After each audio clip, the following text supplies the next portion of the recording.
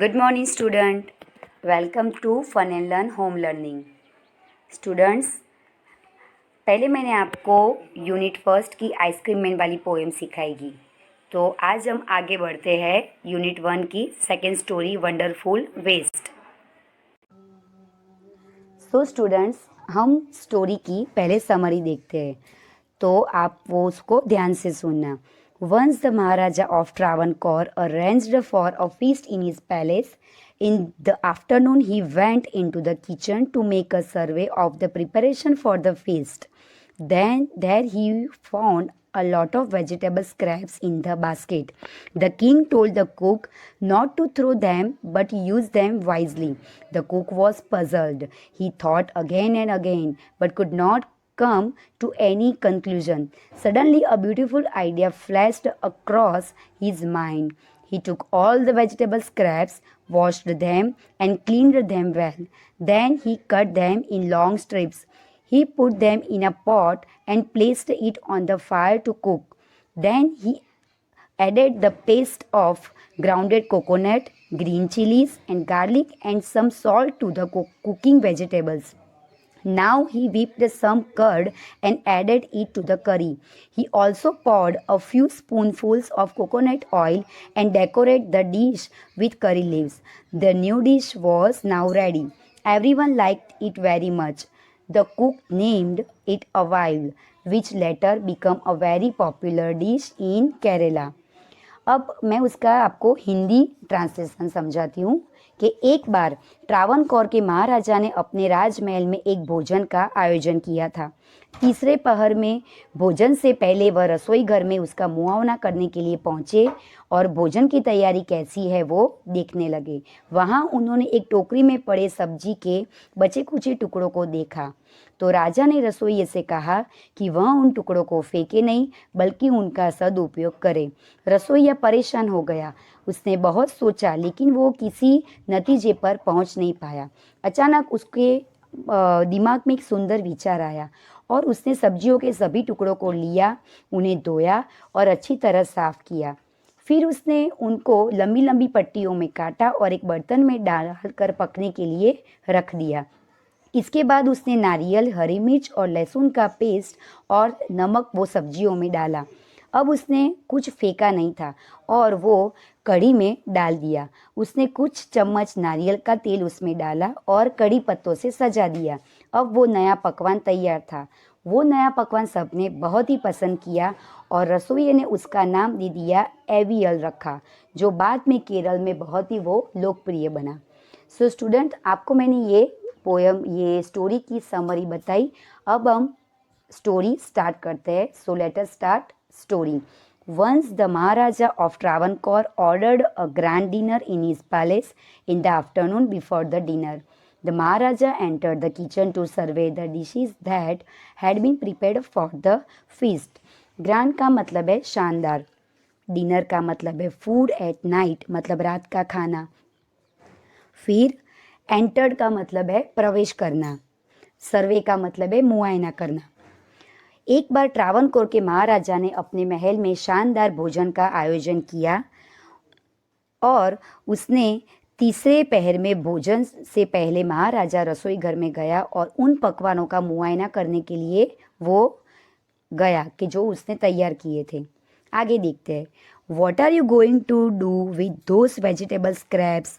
He asked the cook.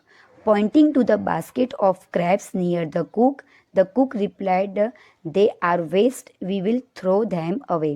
Scrap का मतलब है बचा कुचा सामान, replied का मतलब है जवाब देना और waste का मतलब है कचरा। उन्होंने उसके नज़दीक कचरों की टोकरी रखी और इशारा करते हुए रसोइये से पूछा, तुम सब्जियों के बचे कुचे टुकड़ों का क्या करने जा रहे हो? तो रसोइये ने जवाब दिया कि वे कचरे हैं, वो उसे हम फेंक देंगे। तो राजा ने बोला, you can not waste all this bits and pieces of vegetables, find a way to use them. The maharaja commanded sternly and walked away. तो बाइट्स का मतलब है सख्ती से, वॉकड अवे वो चले गए और उन्होंने ऐसा बोला कि तुम सब्जी के इन छोटे छोटे टुकड़ों को बर्बाद नहीं कर सकते, कि उन्हें उपयोग में लाने के लिए कुछ उपाय ढूंढो। महाराजा ने ऐसे सख्ती से आदेश दिया और फिर वो चले गए। आगे देखते हैं। The cook was in a fix and kept staring at the vegetable scrap for some time. Suddenly, an idea flashed across his mind. He took all the vegetable bites, washed them, and cleaned them well. Confused मतलब है असमंजस की स्थिति में पड़ जाना। जैसे हम कभी कंफ्यूज हो जाते हो ना कि क्या आंसर दे दे क्या आंसर नहीं दे, आप कंफ्यूज हो जाते हो, राइट। फिर स्टीयरिंग, स्टीयरिंग का मतलब है घूरते रहना। और सडनली इनटू हिज माइंड मतलब अचानक उसके दिमाग में एक आइडिया आया कि वो रसोइया कंफ्यूज हो गया कि वो इस सब्जी का क्या करे। तो कुछ देर वो उसके सामने देखता रहा और अचानक उसके दिमाग में एक आइडिया आया कि वो उसने सभी सब्जी एक बर्तन में डाली, उन्हें धोया और साफ किया। आगे, then he cut them into long strips. He put them in a huge pot and placed it on the fire to cook. Next, he ground some fresh coconut, green chilies, and garlic together. He added this paste and some salt to the cooking vegetable. Strips का मतलब है टुकड़े, फिर huge का मतलब है बहुत बड़ा, ग्राउंड, ग्राउंड का मतलब है पीसा हुआ। अब उसने क्या किया कि उसके लंबे लंबे टुकड़ों में उसको काटा और उन्हें एक बर्तन में डाल दिया और आग के ऊपर चढ़ा दिया। फिर उसने उसके अंदर नारियल की हरी मिर्च, लहसुन को मिलाकर पीसा और पेस्ट को थोड़ी नमक डालकर सब्जियाँ वो उसने रख दी। A tempting smell started coming from the pot.